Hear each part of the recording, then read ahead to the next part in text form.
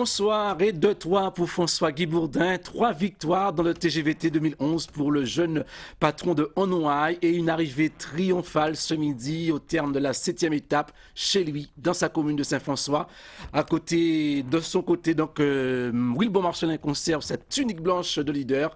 Reportage Bruno Poncio-Villon, Philippe Grenier et Serge Tarrette. Louis de Marie-Galante. Sur la plage, 37 canots bien alignés. Des canots qui se préparent pour leur avant-dernière étape. Une étape de 18 nautiques, presque un tout droit, entre Saint-Louis et Saint-François.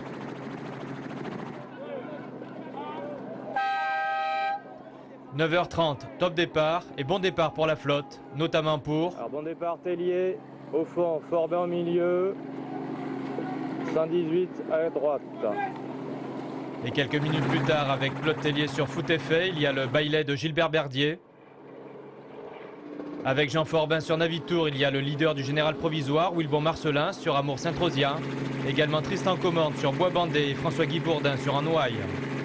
Quant au 118, ici derrière Cédric Mire, il s'agit en fait de l'ancien canot de François-Guy Bourdin, La Lumière. Un canot donc saint-franciscain, construit par le Saintois Alain Foy et mené par des jeunes ayant découvert ce support il y a un an maintenant. Le canot s'appelle Station Nautique 118 et le patron Jonas Astorga est âgé de 19 ans. Ce jeune patron conservera plusieurs minutes la seconde place du scratch.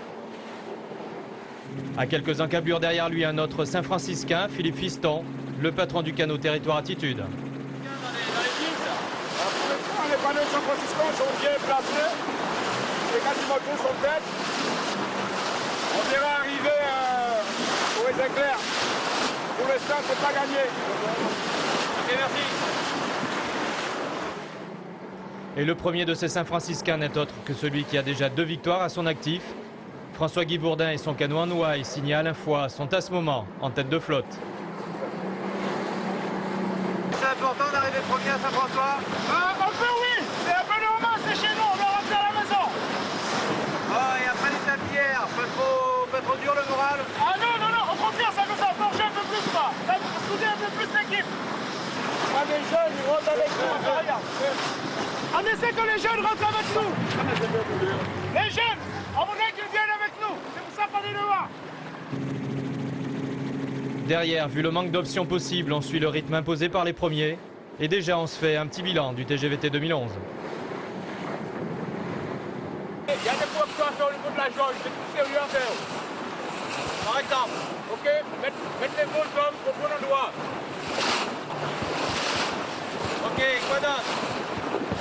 Sinon, le nœud d'équipage, tout le moyen, sans vous venir. Les aider à avoir le coup de revenir. Et des moyens, il en faudra également pour ceux qui accompagnent ce tour, comme les pilotes des bateaux officiels, bateaux presse ou bateaux assistance, souvent des patrons pêcheurs. Ouais, oui, depuis le début, il y a un docteur à bord là, mais aujourd'hui il n'est pas là, il est où? Voilà, je vais le récupérer, il est sur le bateau comité. Parce que comme on avait un petit ennui mécanique, donc on a été récupéré de l'huile et puis là maintenant c'est bon, on va le récupérer. Ok. Et alors que les canots sont en vue des côtes, officiels de la course, public sur la plage et constructeurs de canots, tous sont impatients de pouvoir les accueillir comme il se doit sur la plage des Raisins Clairs. J'ai le premier, justement, qui est François-Guy Bourdin sur Onouaille qui arrive.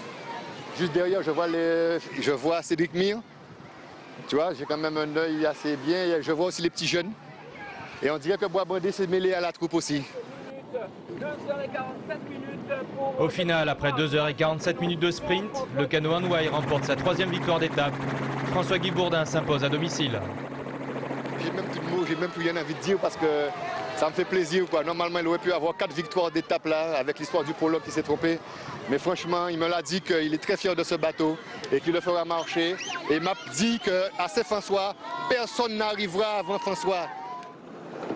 Derrière, on retrouve le champion de Guadeloupe en titre, Jean Forbin et son Navitour. Juste devant, Tristan Comorne sur Bois-Bandé, le champion de Guadeloupe 2010. Et tandis que les arrivées s'enchaînent, sur la plage, François-Guy Bourdin est fêté et gagné par l'émotion. François, pas d'interview là, excusez-moi les gars. Merci.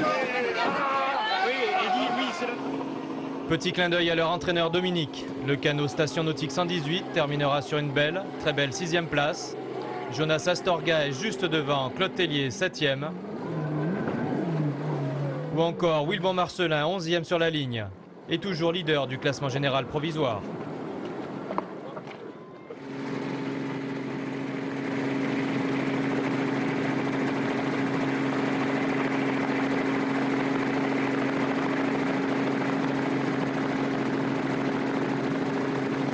Oui, de superbes images, comme si vous y étiez. C'était la chronique d'une victoire annoncée pour François Guibourdin. Nous allons tout de suite voir l'ensemble du classement de l'étape du jour.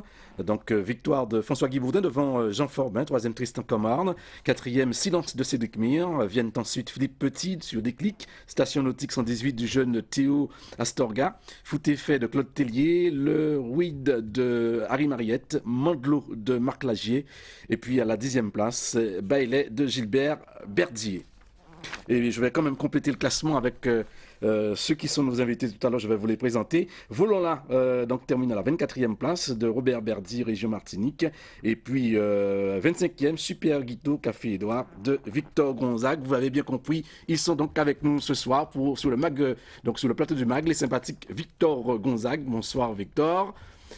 Robert Berdier qui est avec nous.